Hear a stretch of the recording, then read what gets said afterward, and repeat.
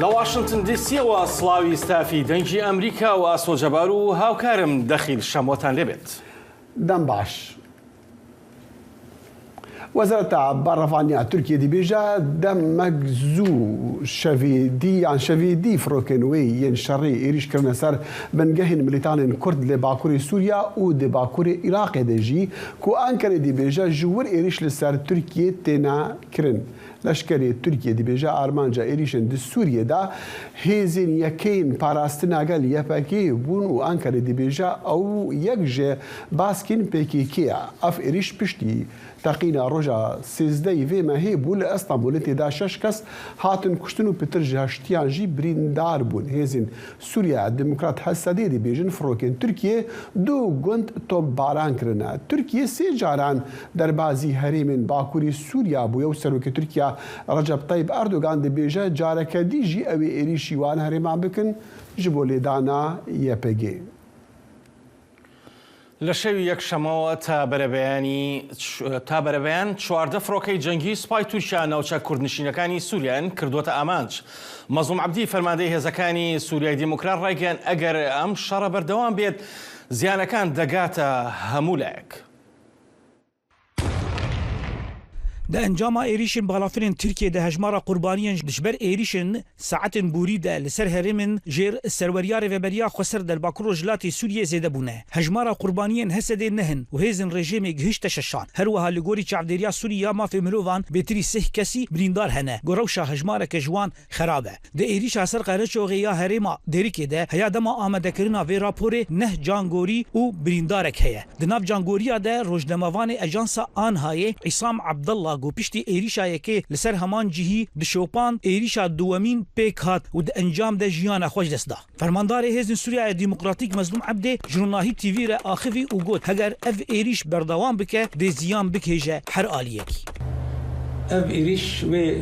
ضرر بده هر کسی اگر کو دولت ترک به ایریش خود دوام بکه و هر کس به ضرر ببینه آنها ناخوازن شركة مازندر كبه إيرو يكشم يجي بحزاران خلق القامشلو لديجي إيريشن تركيا وبيدنجيا جواكا نافنتوي داكتن كولاني ام بيجن جرك مداخلة وانا الهمبري دولة تركي وأف إيريشي هاني جرك بسكنين هجايا قوتني ياغو جشفا يكشم ميدا هيا بربانجي 14 بالافرين جنگين ارتشا تركيا سرانسري هرمين كردين سوريا ارماش کرد لگوري آگاهيان گو 11 جه ب 26 إيريشان هاتن ارماش کرن فرماندار هیز سوریا دموکراتیک دبیجن و هشیاری دان گو هگر افشار برفرهتر ببعد حرکت زیانی ببینه لقامشلوجی قامشلوی داکتن کولانه و هل وسط هیزن گارانتور امریکا و روسیای و بدنگی آوان شرمزار دکن زانا عمر دنگ امریکا قامشلو نهاجي هاردو بيعمل دنجي امريكا زانا عمر لقامشلو محمود بالجي كوباني بمرنا زانا از جمت دس بيدي كم بشتي او رابورتي دس خوج بو رابورتي هلبتا تشتي نو ترهبو يعني تشتي ديهبو بشتي رابورتا غاندي ما بله جخود راپوری دیجی آماجوی کی بوگو بریندار روشوان گرامبو و دبه گو هجمارا کسین گو جان خوش دست دانه زیده ببه و اوی یک جی مخابن بویه هجمارا قربانیان ین گو جان خوش دست دانه بونه 13 قربانی 11 جوان ده گنده آلیه قرچوغی هریما دیریکا سوریه و کسک الور بریندار هیه وکی دین افانا همو سیویلن نه بریندارن دین ین سیویل جهنه و دناو وان کسگو جیانا خوش دست دایه کسکی روزنامه‌وانه عصام عبدالله گو نوجگاهانی اجانسا آنهایی گو ایریشا که ده چوه دره جبو گو بشوپینه جارک دن بالافر او در کر ارمانج و جیانا خوش دست دا یادن آپدیتا گوهاتیه 15 لشکرین حکومت الشامي لهرمين جدا جالي زرقاني وجالي كوباني او جي هاتن كشتن بله محمود جي مره محمود بالجي كوباني مره محمود يعني ديارة كو جرانيا يعني سنجيا في إيريشا تركيا كوباني دوروبر بويا چه هيجبلي كو وكوزانا بحث دك جماره كمزنا سربازين سوري هاتنا كشتن چي تشتنو جمته هيا بله لکوبانی ایریش ساعت 12 ایوار دست پیکر ایریش حیانی دما سبه ساعت 10 کرتی یعنی قد فقط بردوام دکرن بگیشتی لکهرما کوبانی 5 ایریش پیکاتن لناوندا باجر و هوردورا باجر ده ایریش لسر کاش مشتن نور بون و ده ایریشی روجاوای باجر هم دوین داره حکومت تیناس کرن لکوبانی رو درکش ده ایریش پیکاتن ایریش اگجیل نزدیکی ازاعه کوبانی گوبره او ناوندا ارتش روسیا بولین ها او والا یا کستی تنه زیانا گوچه بوی نخاشخانه یک لبنانیا کاش مشتن نور نخاشخانه یک هات آرمانج کرن او نخاشخانه کرونا بو تمامی هات روخاندن نخاشخانه کار درکت زیان مروواهی سه بریندار لکوبانی هنه یک جوان روزنموانه گو اوجی چوبو جی بویره بشو بینه لإيريشا قدينه هات ويجي عيني ويجي دسري خدا بپارچاكي برينداره لانها الگور آگاهين و دست خستی روشوی باشه او روزنموان سترک تیوی دا کار دکید بله گشتی لکوبانی نکی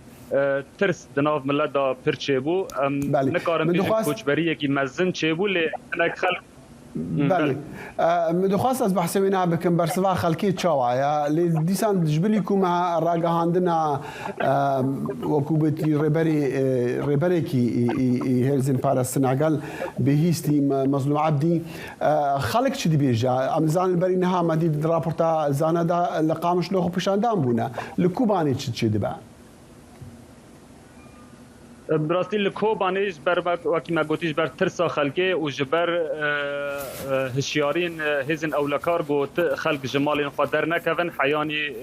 هنکی ایش راد وستن لبو تفکر خلکه دنوا باجیر دا پرکه ما بر ترسا گو ایریش جارک دین دوباره ببن برین ها هنک آگاهی هبون گو خلق در دور کوبانی ده کوبانیش بو پشتگیریه وقت خلق رقای خلق مجل حتی نها هینت مش یان لفو تفکر که پر دنوا باجیر داتنه جبر ترسا گو ایریش دوباره بن بشه که چوبش خلقه درکت دروای باجیر ناوا گندان جبر ترسه لی ام بگیشتین نکارن بیجن کوچبری یک جناف باجیر چه بو تانها خوپیشاندان آن مش لدیجیبان ایریشان لکوبان پیک ناتنه وكي ما جوش بر هشيارين هزن أو لكاري. بله. زانا يعني دهما بهيست قنصلخانة أمريكا راجعاند كو يعني هجداري دا كو تركيا كاركي وصابك لجورا آجاهين والجورا كون دجال ريادار الورد عخبن ترس حاج إيريشين دي يعني شب فروكابن شب درون يعني تيجي تشكو كسرو كتركيا تم شاف سوريا ديك كوي جاري كدي بكافن هرمين كردان السورية هنا أو ترسيانا شخوا أو ترس هنا أو ترس الآلية هسدي راجهاندجو أوانا تدبيري خو قرتنا وجبر تدبيري جهاتنا قرتنجي كسينجو جيانا خوشدس دانا جناب لشكران يك لشكري هسدية وكيدن ترسكيدن دكولانا كردين سوريا ده هي شخوا تشتي جهاتية أشكر كرينجو أف أوبراسيون كنو هاتية دسبيكرين أف أوبراسيون نبجاهية عزمانية نشانين جو لسر عرديجي لملي تركيا تلفو تفجركي لشكري جو ببه نشانيا إيريشا كبرفره بجاهي حتى نهاتنا ل ترسا بردوام كرنا بمباراني ببالافرين جنگي هي وبتايبتي لنافشين ديركي والآلي كيدن لنافشين دربيسيه زرقاني حتى بتلتمري حتى برب كوباني و لجرانيا إيريشيجي أم تخازن بالي بكشين سرفي يكي لملي شيروا وترفعتي والشهبايجي جو لوي داري لجيه كي جوهاتيا أرمانش كرن نيزيكي 12,000 درب دارن عفريني لورهنا بله محمود من دخواست بپرسم يعني او مسألة كو بترزيان جهايا هزين حكومة السوري لوري او چه مسألة چما او ارمانج بنيان بخلتي او هاتنا ارمانج كرن ناب غلطية جارة بريجي بري دمهان ديسا تركيا باريجهك نقطة كالاشكري رجيم السوري لروجاوي كوباني ارمانج كر او جبريا فروكن شر بون نبريا درونا بون يعني جارة يكي ناب فروكن شر كوباني ارمانج كن وجاره 16 لشکرین سوریه تیدا هاتن کشتن نها لالیه خطا جبهه لالیه قز علی حالیه گره سپی گلوه در که ارتشا سوریه پرانی لوه در که بلاو دبن هاتن آرمانج کرن هر لشکرک یا هر کسی که گو و هریمه د پاریزه دبه آرمانجا بالاترین شهرین ترکیه يعني هجاي ام بال بكشين جيجو اف ايريش نتني نقاط ام بين باريگهن لشگری آرمانج کرن وكي ما قلت نخشخانه یک هات لش آرمانج کرن لآلیه گند قز علي لسر خط جبهه الگری سپی دبو يكي گنم گو گنم آردونان جبو کوبانی و هریبن هوردور يويته او جهات آرمانج کرن شخوال لشگرین سوری دوی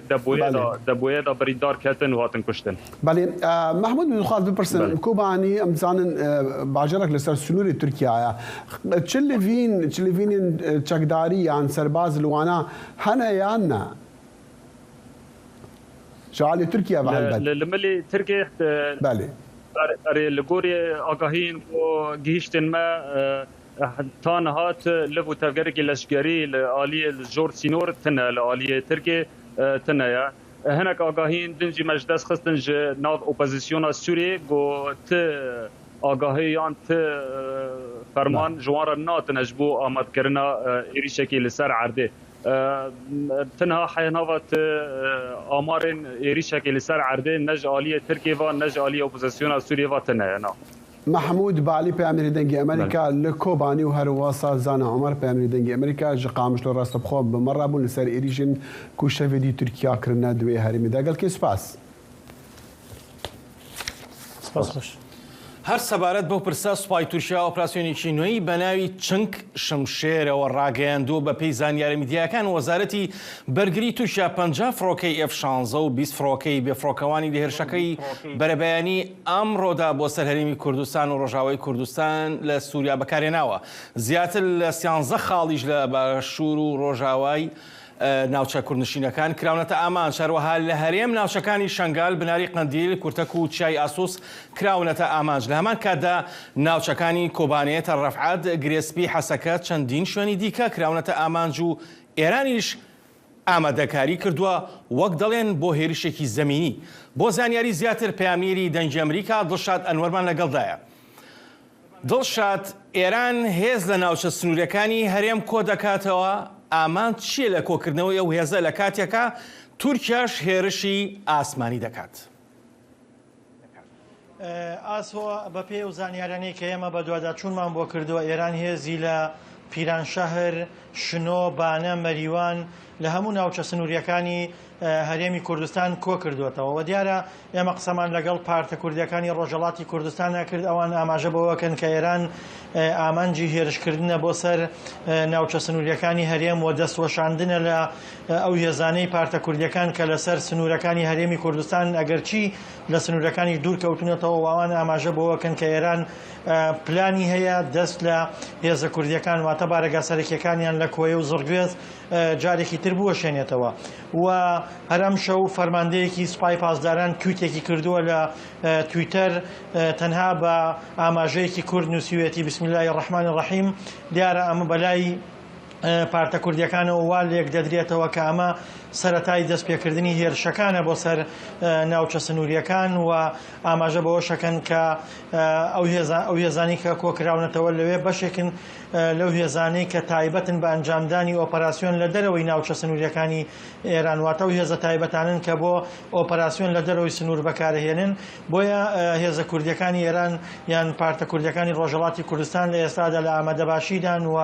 چاودێری دۆخەکەکەن و پێیان وایە هێرشە لەشکرکێشە زەمینەکانی ئێران لە ئانوساتدایە بە تایبەت دوای ئەوەی کە هەفتەی ڕابردوو ئیسماعیل قاانی فەرماندەی فەیلەقی قودس هۆشداریدایە بەرپرسانی عێراق و هەرێمی کوردستان و پێی ڕاگەیاندن کە ئەگەر ئەوان پارتە کوردیەکان چەک نەکەن و لە چەکدایان نەماڵن و بنکە و بەرەگاکانیان دانەخەن خۆیان دەستکراوە بن بە ئەنجامدانی هێرش بۆیە لە ئێستادا ئێران هێز کووەکاتەوە و پاڵپشت بەو هێزانش ساروخ و کاتوێشا و چەکی قورسی هێناوە هەموو ئەمانە ئاماژەن بۆ ئەوەی کە ئێران پلانی هەیە کە لە ئایندەیەکی نزیکدا لەشکرکێشی دەست پێ بکات. سەبارەت بە هێرشەکان و ئاگاداری هێرشەکان سکرتێری گشتی پارتی سۆشیالیستی کوردستان محەممەدی حاجی مەحموو ئەم پەیامەی دەنگی ئەمریکا ئەم لێدوانی لێوەرگرتووە فەرمونون. من پێم وایە عێراق دەوڵەتێکە هەیە لە ڕۆژهەڵاتی ناوەڕاستدا و ئەو دەوڵەتە حدود و سنووری سیاسی خۆی هەیە. ڕەنگە ئاسان نەبێت ئەو کارانە بەو شێوەیە بکرێت هەرچەندە ئێستا خۆی هەم تورکیاش و هەم ڕەنگە وڵاتانی تری لەو منتیقەیە تەراتێ نەکەن لە کوردستاندا ئەژگەڕێن و کەسی ڕێگەیان لێ ناگرێ، بەڵام ئەوە ڕەنگە ئەگەڕێتەوە بۆ ئەو عێراقی کە خۆی مەشغوڵی خۆیەتی و سەروەریەکانی خۆی ناپارێزێ و هەروەها ئەمریکاش ئەگەر ڕەنگە دۆستی عێراق بوو بێ یان نزیکە لە عێراق ئایا ئەمریکای یەکێکە لەو سەبەبانە خۆی بۆ خۆی ئەمریکا ئەگەر سەبەب نەبێ بۆ نایپارێزێ بۆ ئەڕوات لە ئەو هەموو چەک و ئیمکانەتە بە بۆ ئوکرانیا بەڵام بۆ کوردستان بۆ نایێن. ئەرکی عێراق پێت وایە پاراستنی خاکی هەرێمی کوردستانیان سیادەی خاکی عێراقیان ئەرکی هەرێم و لایەنە سیاسیەکانی هەرێمی کوردستانەکە.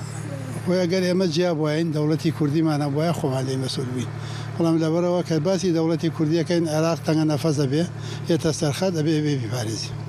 ئێستا پێت وایە هەرێمی کوردستان لەو دۆخەیە کە توانێت خۆی بپارێزێ ئەگەری هێرشێکی هاوبەش. ئێمە ئەگەر خۆمان بین ئەتوانین چ لە بواری دیپلۆماسی بێ چ لە بواری ڕێکەوتن بێ چ هەر بوارێکی تر بێ ئەتوانین، چونکە هەرێمی کوردستان خەتەر نییە نە لەسەر ئێران لەسەر تورکیا لەسەر هیچ وڵاتێکی منتیقەکە. ئەوە زیاتر لە 30 ساڵە هەرێمی کوردستان هەیە، جگە لەوە بووەتە جێگەیەکی ترانزیت بووەتە جێگەیەکی بازرگانی بۆ یارمەتیدانی ئەو وڵاتانی شتێکی تی نەکردو. دڵشاد باشە تورکیا هێرشی ئاسمانی دەکات و چەند ناوچەیەکی هەرێمی بردومان کردووە. زانیاری تازە چییە؟ ئاسۆ ئەوەی کە ئێمە چاودێریمان کردم ڕۆمە قسەم لەگەڵ بەرپرسانی هەرێمی کوردستانە کرد، پلانەکەی تورکیا جیاوازترە لە پلانەکەی ئێران. پلانەکەی تورکیا زیاتر بە ئاراستەی با بڵێن سووریایەوە بە ئاراستەی ڕۆژاوای کوردستانای هێرشەکانی، بەڵام لەگەڵ ئەوەشدا چاوی لە ناوخۆی هەرێمی کوردستانیشە زیاتر پلانەکانی تورکیا بە ئامانجکردنی هێزەکانی پەکەکە و هێزە نزیکەکان لە پەکەکەوە لە ڕێگەی درۆن و لە ڕێگەی چاودێریکردنەوە زیاتر لەم ڕێگەیەوە تورکیا پلانەکانی چڕەکاتەوە، واتە چاوی تورکیا زیاتر لەسەر ڕۆژاوای کوردستانە، بەڵام پلانەکانی ئێران جیاوازترە کە لەشکرکێشەیەکە لە سنوورەکانەوە. باشە دڵشاد هەڵوێستی حیزبە کوردیەکانی ڕۆژهەڵات چییە و چۆن بەرەنگاری هێرشەکانی ئێران دەبنەوە، چکە ئێران دەیەوێت هێرش کات وا دەردەکەوێت. دڵشاد دڵشاد دڵشاد گوێت لێمە ئاسۆ؟ ئەلۆ بەڵێ دڵشاد ئەمەوێ ئەوە بزانین کە هەڵوێستی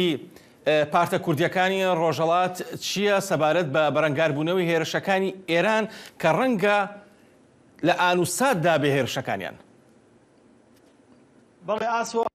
ئاگدارین پلانی پارتە کوردیەکانی ڕۆژهەڵاتی کوردستان ئەوەیە سەرەتا بەشێک لەو ناوچە سنووریانە دوورکەوتونەتەوە، یانەوێت ئەو پاساوانەی کە ئێران بەکاری هێنن بۆ هێرشی زەمینی ئەو پاساوانە بەدەست ئێرانەوە نەهێڵن، بەڵام لەگەڵەوەشدا ئێران سوورە لەسەر ئەنجامدانی ئۆپەراسیۆن. بۆیە لە ئێستادا پارتە کوردیەکانی ڕۆژهەڵات لە قۆناغی ئەوەدان کە تاوتوێی چۆنەتی بەرگریکردن لە خۆیان بکەن، چونکە ئەوان تێگەیشتون لەوەی لەم ئۆپەراسیۆنانەی ئێران بۆ سەر ناوچە سنووریەکان چێ و هێزانیان کە لە ناوچە سنووریەکانەوە نزیکەوە چی بنکە و بارەگاکانیشیان ئامانجی ئێرانیەکانن. بۆیە پلانی سەرەکی پارتە کوردیەکان ئەکرێ بڵێن خۆپاراستنە لە هێرشەکانی ئێران، ئەگەرچی بەرپرسانی پارتە کوردیەکان ئاماژە بەوە ئەکەن کە ئەوان بەرەنگاری فشارەکانی ئێرانە بنەوە، بەڵام چاودێران باس لەوە ئەکەن کە توانای پارتە کوردیەکان بەراورد بە هێزی ئێرانی توانایەکی ناهاوسەنگە. بۆیە ڕەنگە لەم قۆناغەدا پارتە کوردیەکان هەوڵی خۆپاراستن و هەوڵی پاراستنی بنکە و بارەگاکانیان بدەن لە هێرش، یاخود با بڵێن ئەو پلانە بگرنە بەر لە حاڵەتی ئەنجامدانی هێرشی ئێرانە بۆ سەر بنکە و بارەگاکانیان کەمترین زیانی مرۆییان بەربکەوێت. یارەکانە دڵشاد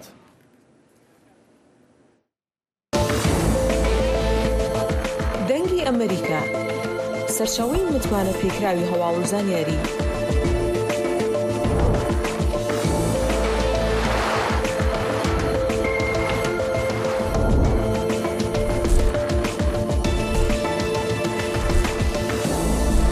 لە ماڵپەڕ و تۆڕە کۆمەڵایەتیەکانی دەنگی ئەمریکاوە ئاگاداری هەواڵ و گۆڕانکاریەکانی جیهان بە.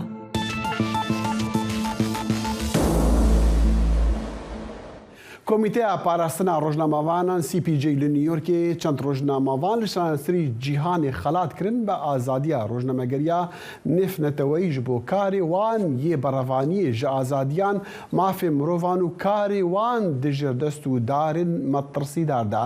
Niyaz Abdullah rojnamevana Kurd yekem kes bû yani yekem rojnamevana Kurd bêt xelat kirin. Peyanî dengê Amerîka li New Yorkê Sinan Tunç Demîr li ahenga xelatkirinê amade bû.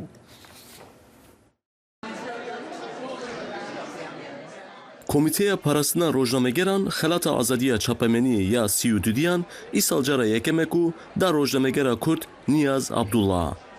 Niyaz rojnamegereke jin a serbûxwe ye û ji herêma Kurdistanê ye.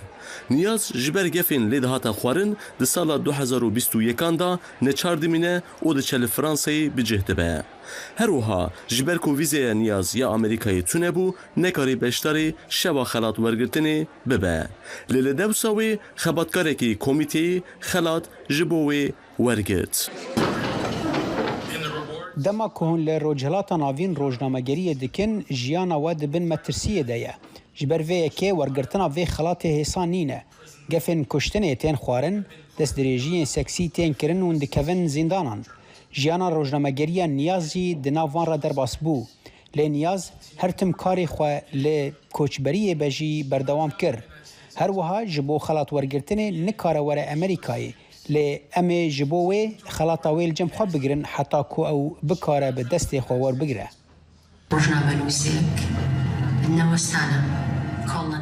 Di dema xelat wergirtinê de belgefîlmeke Kurd a derheqê Niyaz jî hate nîşandan û pişta kesên ku beşdarê şevê bûn rabûn serpiya û çepek hevxistin. مانگی حوتی سالی غاردو متین بلوفن برزنی به تومتی نوزراندن سکالای دجی روزنامه‌نووس نیاز عبدالله Di heman demê de derhenerê programa rêxistinê Carlos Martinez jî bersivên pirsên dengê Amerîkayê da. Niyaz Abdullah bi wergirtina vê xelatê re em rûmedar kirin.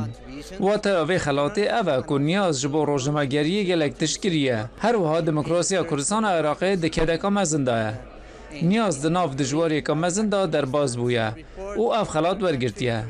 Rojnamegerên Kurd di nav şera krîtîk de rojnamegeriyê dikin. Ji ber vê yekê ku divê rojnamegerên Kurd werin nasîn û dîtin, em jî ji bo wan li virin û hez dikin piştgiriyê bidin wan. Di heman demê de îsal pênc rojnamegeran ev xelat wergirtin. Yek ji wan rojnamegeran jî rojnamegera Ukraynî ku ji rojnameya Ukraynîska Pravda kar dike Sevgîl Museyeva bû.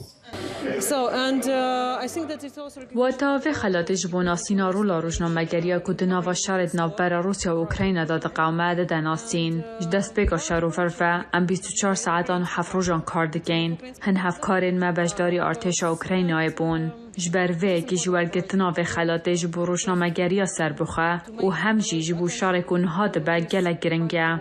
Hêjeyê gotinê ku îsal bi Niyaz û Sevgîl re sê rojnamegerên din jî xelat wergirtin.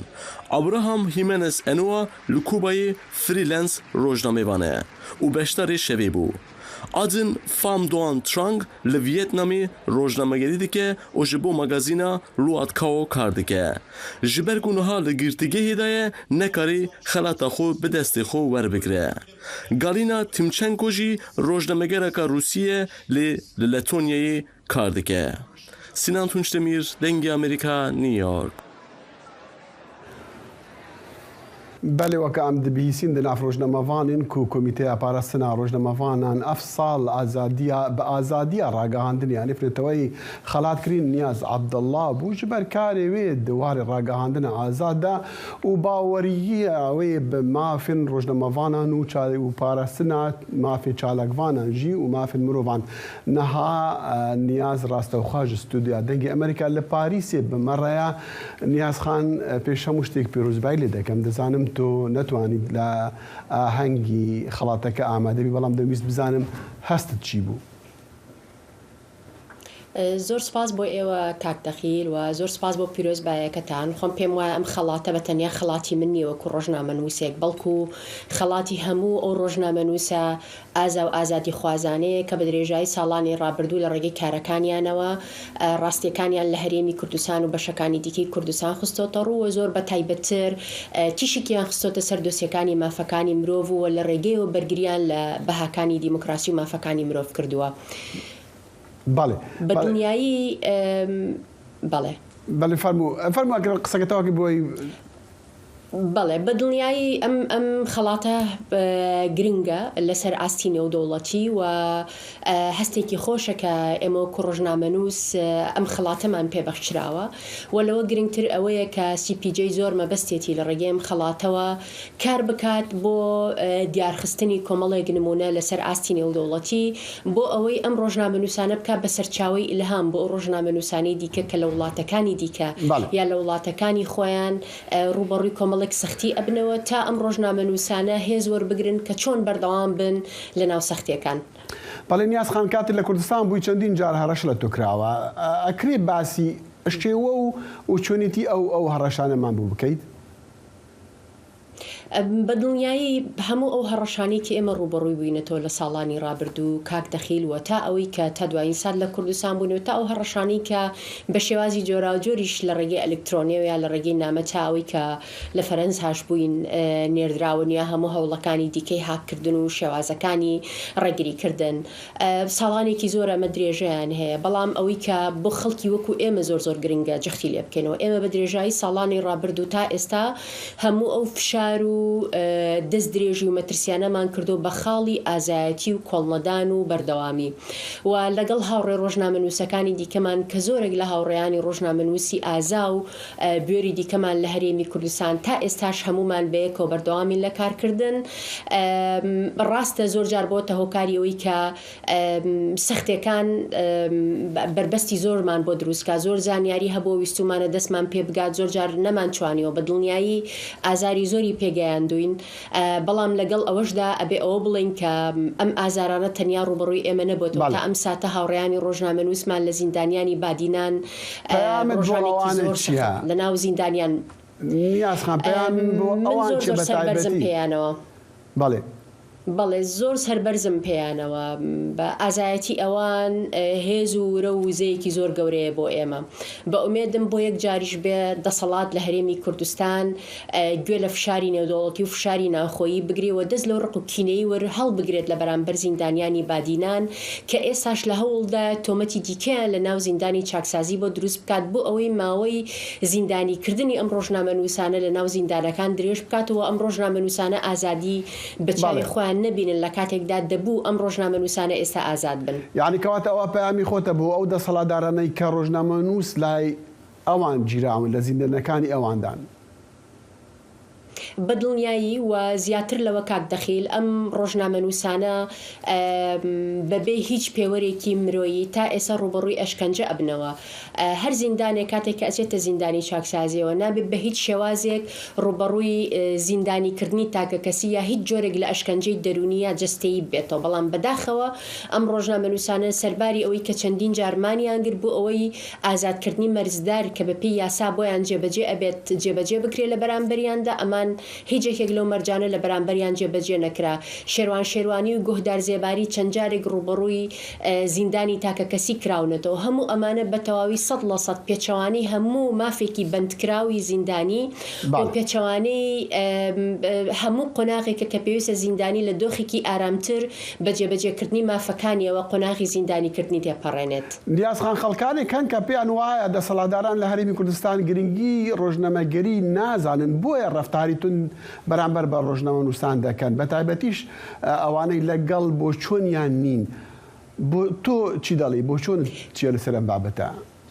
زۆر سپاس کاک دەخیل بۆ ئەم پرسیارە لە ڕاستیدا ئەمە تێگەشتێکی تەواو هەڵەیە دەسەڵاتداران لە هەرێمی کوردستان زۆر بەباشی تێگەشتون کە گرنگی میدیا لە چیدایە بۆیە میدیای سێبەر دروست دەکەن بۆیە بە ملیارەها دۆلار ئامادەن ساڵانە خرج بکەن لە دەستگا ڕاگەیاندنەکان بۆ چاواشەکردنی زانیاری بۆ گەیاندنی زانیاری نادروست بۆ تێکدانی چێژ و سەلیقەی خەڵک لە هەرێمی کوردستان بۆ ئەوەی کە خۆیان وا نمایشکەن لە ئاستی نێودەوڵەتی و لە ئاستی ناخۆیی کە ئەوان خاوەن پێگەیەکی گرنگن بۆ ئەوی دۆسیەکانی مافەکانی مرۆڤ و پێشێلکاریەکان بشارنەوە و هەر ئەو پێشێلکاریانەیە کە خەڵکی وەک من و هەموو هاوڕێکانم لە هەرێمی کوردستان ڕوبەڕووی بووینەتەوە و ئەو واقعی کە زیندانیانی بادینانیش ڕوبەڕووی بوونەتەوە و تا شەهیدکردنی سەردەشت و کاوە و تەواوی شەهیدەکانی دیکە هەمووی بەڵگەی ئەوەیە کە کاری ڕۆژنامەوانی کارێکی زۆر پیرۆز و گرنگ و یەکانگیرە لەگەڵ هەموو بەهاکانی دیموکراسی و مافەکانی مرۆڤ بۆیە هەر ڕۆژنامەنووسێک کاتێک کە بەڕاستەقینەیی کارەکانی جێبەجێ دەکات گەندەڵەکان ئاشکرا دەکات پێشێلکاریەکانی مافەکانی مرۆڤ بە تێکڕا ئاشکرا دەکات بە دڵنیایی لەو کاتەدا دەسەڵاتداران ڕقیان لێتی و هەموو ڕێگایەکی پێشێلکاری بەکاردەهێنن و ئەو پێشێلکاریانی لە بەرامبەر ئێمە و خەڵکێکی تر لە هەرێمی کوردستان تا ئەم ساتر جێبەجێ دەکرێت بەڵگەی بوونی گرنگی میدیای ئازادە کە لە ڕێوە زانیاری ڕاست و ڕاستەقینە بگوازرێتەوە هەڵبەتە کارێکی زۆر سەختی شەو لە ئەو چەند و شەشمان بیستن لە کاتی ڕسمی خەڵاتکردنی جەنابەت کە باسی ئەو خەتەریە دەکەن لەسەر ڕۆژنامەنووسان کە لە هەرێمی کوردستان هەیە دوای ئەوەی کە تا ڕادەیەک پێش چەند ساڵێکی ڕابردوو وەکو بڵێ تەفگەرێکی ڕۆژنامەگەری باش هەبوو بەڵام ئێستا وا سەرکورد دەکرێت پێت وایە یان پرسیاری کۆتایم ئەوەیە ئایا گەشتبینیت بەرامبەر بەوەی کە بواری ڕۆژنامەگەری لە هەرێمی کوردستانی عێراقدا گەشە بکاتون و زیاتر ئازاد بێ؟ لە سایی ئەم جۆرە سیاسەتەی کە هەیە کاک دەخیل زۆر ئەستەمە میدیا لە هەرێمی کوردستان لە ئێستادا بەرەو گەشە سەندن بچێت بە پێچەوانەوە ئێستا لە حاڵی حازردا دەستگای ئەمنیەکان هەڵیان کوتاوەتە سەر ماڵی چەندین ڕۆژنامەنووس دەستیان گرتۆ بەسەر مۆبایلیان لاپتۆپیان یا ڕۆژنامەنووسەکان بە شێوەیەکی بەردەوام بانگ ئەکەن بۆ دەستگاکانی ئاسایش و تەنانەت کۆمەڵێک مەرج لەسەر ڕۆژنامەنووسەکانە سەپێنن بۆیە بەم جۆرە سیاسەتەی کابینی نوێی حکوومەتی هەرێمی کوردستان کە پیادەی دەکات لەگەڵ ڕۆژنامەنووسان لە سەرتاسەری هەرێمی کوردستان لەگەڵ پارتەکانی دەسەڵات هیچ ئومێدێک نییە بۆ بەرەو پێشچوونیەکی زیاتری میدیا بەڵام لەگەڵ ئەوەشدا دەستخۆشی زۆرم بۆ هەموو هاوڕێ ڕۆژنامەنووسەکانم هەیە لە هەرێمی کوردستان کە هێشتا بەشێکیان ئازایانە تێدەکۆشن و پێم وایە ئەگەر بێت و ئەوەندە تروسکاییەی میدیاکارانی ئازاد کە لە هەرێمی کوردستاندا ماوە نەمێنێت ئەوە بە دڵنیایی هەرێمی کوردستان دەکەوێتە بەردەم دووڕیانێکی تاریکتر لەوەی کە لە ئێستادا هەیە بۆیە دەسەڵاتدارانی هەرێمی کوردستان دەبێت دەست لەم سکانداڵ و تاوانانە هەڵبگرن کە لە بەرامبەر ڕۆژنامەنووسان و پەیوەست بە پێشێلکردنی دۆسیەکانی مافەکانی مرۆڤ و تاوانەکان بە ئەنجامی ئەگەێنن چونکە جگە لە چاکسازی لە شەفافیت لە کارکردن بە بەهاکانی دیموکراسی هیچ ڕێگەیەکی دیکەی ڕاست نییە لە حکومڕانی. نیاز خان کاتێ لە هەرێمی کوردستان بووی پێشەوەی دەرچیت بینیمان چەند جارێک دەرچووی و وەکو بڵێ بەرگری لە مافی ڕۆژنامەنووسان و ڕۆژنەماوانان دەکەی ئێستا تا چەندێک ئەو دەرفەتت هەیە یان بوار ڕخساوە بۆ ئەوەی ئەو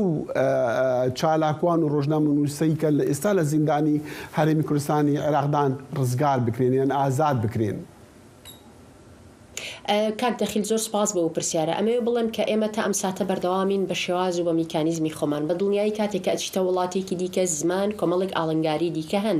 تا ئەکەویتەوە سەر ڕێچەی کارەکان بەڵام خۆشبەختانە ئێمە تا ئێستادا نەبڕاوین لە کارەکان و تا ئێستا مۆنیتەرینگی بارودۆخی هەرێمی کوردستانەکەین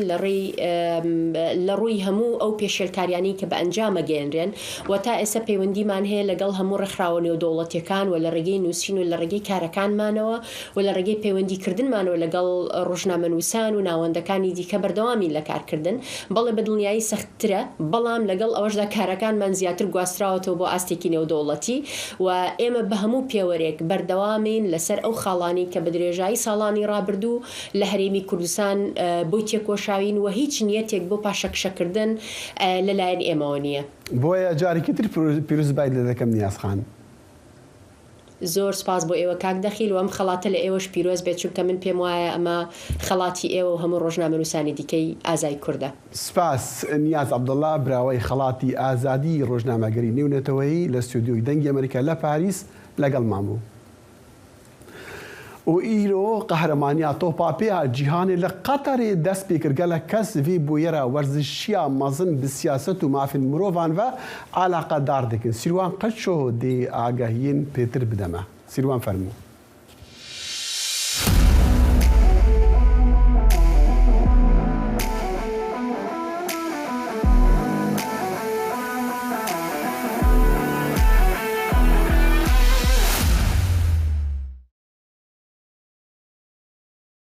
سلاف گلی بینران وکو گو دخیل جی گوت ایرو روژا یکی جو قهرمانیا جیهانیا فوتبول کو لقطر لدار دکوه جنها و حتا 18 ماه بیان کو دیسمبری امی باوای کی روزانه بو چند دقان وکنها بورا بن دا کو رومالا کتابت پیشکشی و بکن اف پیش برکا 22 مینه کو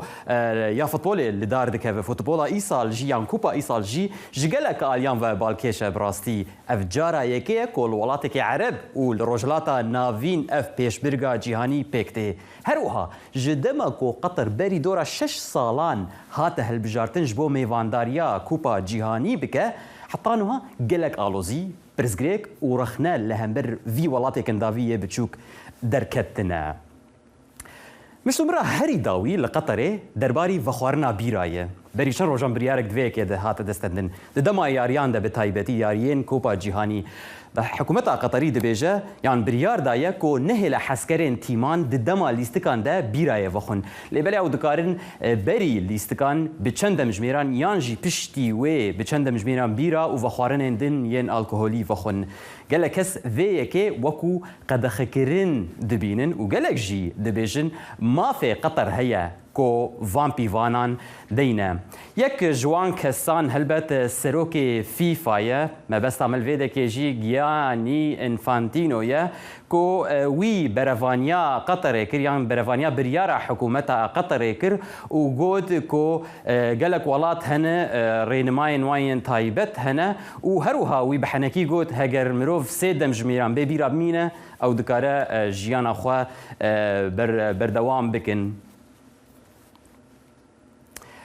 بله گلی بینرن هجا وکو مگوت گلک رخنین دنجی لقطر تینکرن وکو میناک ریخستنین مافین مروف ین ناونتوی دبیجن کو حکومت قطر بن پیکرنین برفره ین مافین مروف لهمبر کارکرین کو استادیوم و دزگهین دن ین میوانداریا کوپا جیهانی دکن آوا کرنه او دبیجن گلک کارکر جبر دمجمیرن دریج لناف کار مرنه هنک جی حق دستین خواه بتواهی ورنگرتنه یاری لوی یاریگه آنکا کو نها لسر اکرانا موی درکوه آنکو یاریگه یان ستادیوم البیت پیکته حتی انها هین در نکتیه لیزهوی دارم که هفکاری ما آلیه کنترول کاربن و بینن رابری وش برکو ستادیوم که گلکی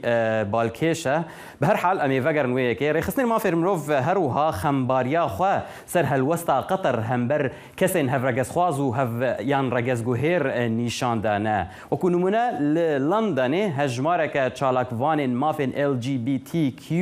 روژا شمی آنکو دو جبو خوابیشاندانه که در کتن پیش بالیوزخانه قطره بسالادارین قطری دبیجن او بخیر خاطنا هر کسکی لدما موندیال دکن لناب نیشان و سمبول جنسی لجهن گشتی ورن دیار کرن.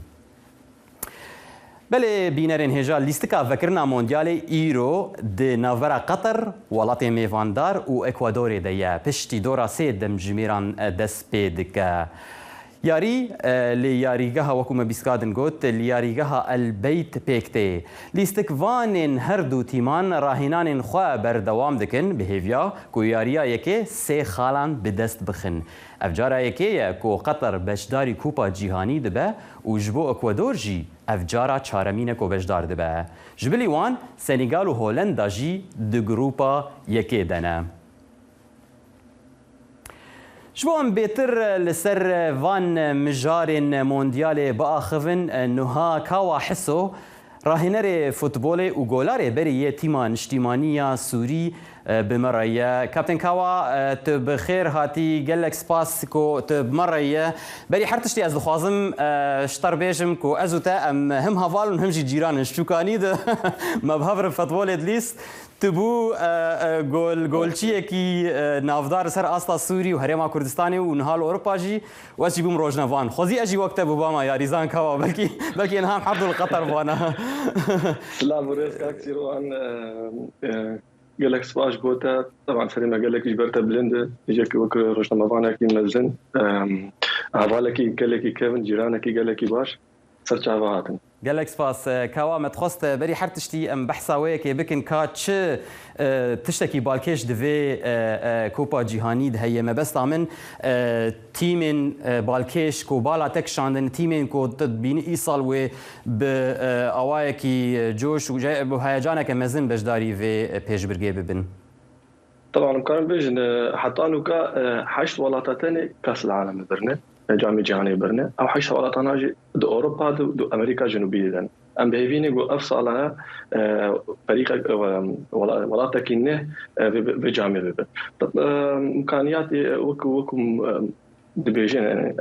إفريقيا هن السنغال إمكانياتي برباش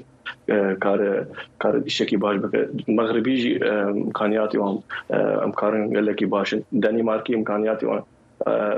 يقول لك باشن كارن حتى دمكي دريج بيش دهرن بلجيكي امكارن بيجن نوكي صال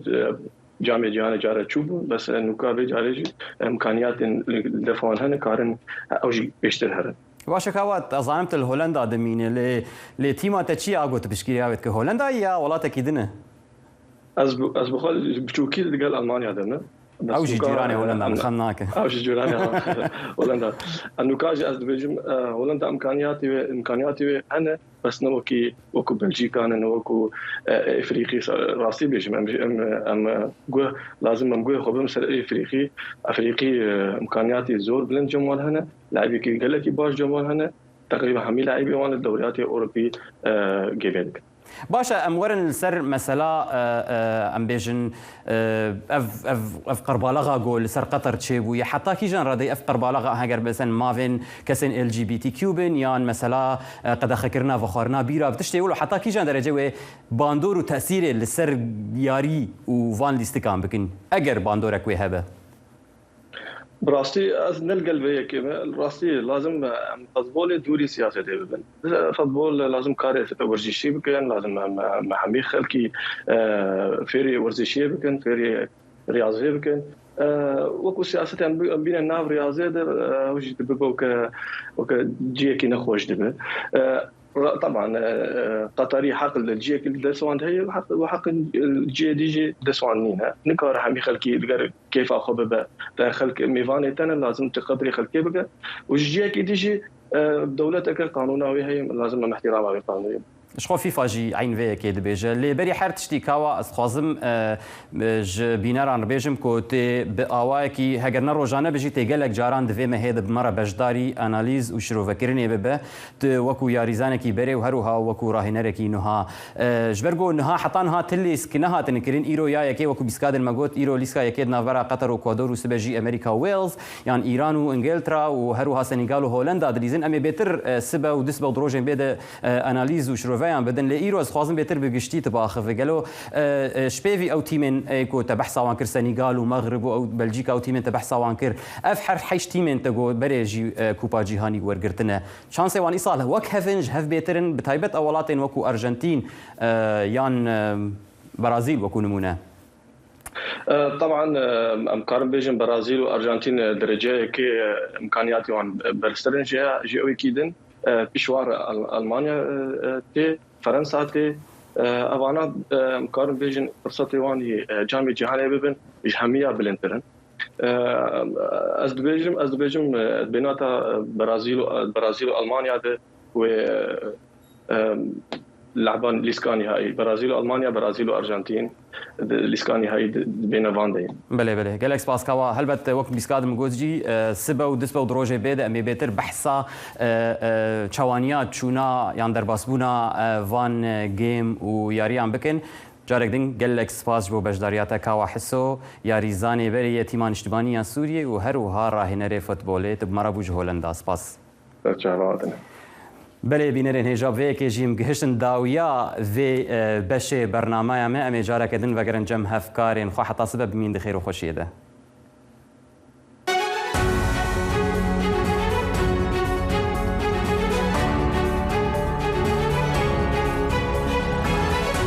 واشنطن بەرنامەیەکی هەفتانەیە لە بەشی کوردی دەنگی ئەمریکاوە ئامادە و پێشکەش دەکرێت من بەڵێن ساڵح هەموو ڕۆژانێکی هەینی لەگەڵ پسپۆراندا تاوتوێی گەرموگورترین بابەتی ڕۆژ دەکەین لە پەیوەندی بە سیاسەتی دەرەوەی ئەمریکاوە لەگەڵمان بن.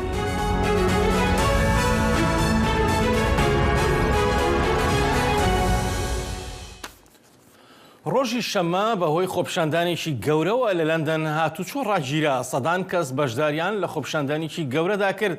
دژ بە سەرکوتکاریەکانی ڕژێمی کۆماری ئیسلامی ئێران. خۆپشاندانەکە لە بەردەم باڵۆزخانەی ئێراندا سازکرا. پۆلیسی ڕوبەڕووبوونەوەی ئاژاوە جێڕی بە مەبەستی پاراستنی ئاسایشی باڵۆزخانەی ئێران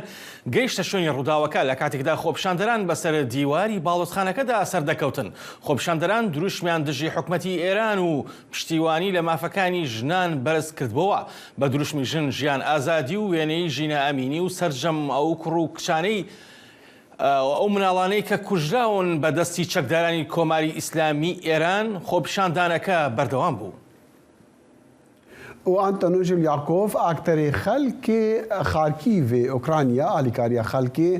بتەمەنێ وڵاتی خوا دکە کو ڕاستی ئالۆزیên شەڕێ رووسیا و داگیرکردناوێ دەبن دناف ئۆکرانیادا ئەو خواردنی و دەرمانان ژی دیگەهینە 205 کەسان دوو جاران هەرمەهەکێ. Не дійшли. Одна. Varvara Sızovaya 65 salî bi xuşka xwe ya Korre li bajarê Ukraynayê Xarkiv de jî her du jî xanenişînin keça Sızova di topbarana Rusyayê de hatiye kuştin. Di meha tabaqê da ew li cihê karê xwe mir. Nevyekê min heye, me ji ber ewlehiyê ew şand Almanya. Zinayda Kolçakê hevdî 2 salî bi hevjînê xwe yê kal re dijî kurê vê di meha Sibatî de bi dilxwazî tevlî hêzên çekdar bûye ji vê demê vir ve te xeber jê negirtiye. Знаємо, коштували. Ви з сином зв'язались, встигли? Що там? Не встигла. Немає зв'язочку? Немає. І вісточок ніяких немає, так? Ну, то ж приїжджали, як я... Ну, він же повністю не сказав, ні за що. Не можна, не можна. Ew li kolanê li benda otobüsa aktor Anton Zelyakov ne ku hevalên vî yên şanoyê di mehê de du caran xwarin û dermanan radigihînin. Але це люди, які ми знаємо вже їх potrebi mi em dizanin ku hewcedariyê wan çi ne em dizanin ew çi dermanan digirin em wan baş nas dikin hin xizmên wan li eniyê şer hene carcana rûyê min sor û binefş dibe ji ber maçkirina lêvên boyakirî yên wan jinên mesin. Nêzîkî 205 kes ji bo alîkariyê li pişta Zelyakovin du meh di nav xebata wan de dilxwazan bê pere bûn heya ku ezmangerê Amerîkî Scott Kelly yek ji postên wan dît û li ser Twitterê dehsa wan kir. Який також якось про нас дізнався та включився. Min li ser medyaya civakî banga alîkariyê kir û me hin bexşên neçavrêkirî wergirtin. Zelyakov niha berbitaxa Satîvkayê diçe ku di bandora topbarana Rusyayê de maye. Êrgîna rûdişvanekî ku bi ciranên xwe re dijî şer birîn li hundir û dervê wê de heştiye. Di dema topbaranê de ez ji serê xwe birîndar ketim. Birîneke min vekirî bû. Devê min bi kevirên biçûk tujî bibû. û royê min parça parça bibû. Tiştê ku îna dibînim bi sala nîştegeriyeke ciwankariyê bû li nexweşxaneyeka herêmî. Zelyakov dibêje kesên ku alîkariya wan dike ne tenê ji bo xwarin û dermanê lê ji bo piştgiriya derûnî jî spasdarin. Niha gelek kal û pîr vî wek malbatê xwe dibînin. Berê şer Zelyakov li pişaniya zarokan ya Xarkiv Timur xebitî. Ji bo Anna Kosuchenko rûken eşik dengê Amerîka Washington. Vegerin Amerîka û xelkê bakurê New Yorkê di befrêda maya û ji bo ji duh were roja şembiyê mijûlî vekirina rêkên hatin û çûna xwe ne piştî 183 sentimetrên befrê barîn. Yekem pêla befirbarînê ya bihês li wîlata New Yorkê bû û bû sedemê birina çend kesan. ل بافالو 152 سنتیمتر بفری بارین ل پارکا اورجارد یا تیم فوتبول امریکی 196 سنتیمتر بارینه و 8 کیلومتران لباکوری باجار نیویورک جی 183 سنتیمتر بفری بارینه هم دبینن دوان دیمنان دا کو پلایکیا بفری کو لامریکا دست بیکریا کو گلک برچاوا هلبت و کومه گوتی لباکوری نیویورک یو ل دوروبرین بافالویا هلبت خلق آلوس کرنا و هاتو بچون جی هاتیا راوستاندن ام لبندینه کانی زوستانه مد افصال چاوا بتن کو سرمایه واندو سروجان دست بیکریا بافالو هر بناوبانگا بفرزورکی هر شاد و بختور بد خدا حافظ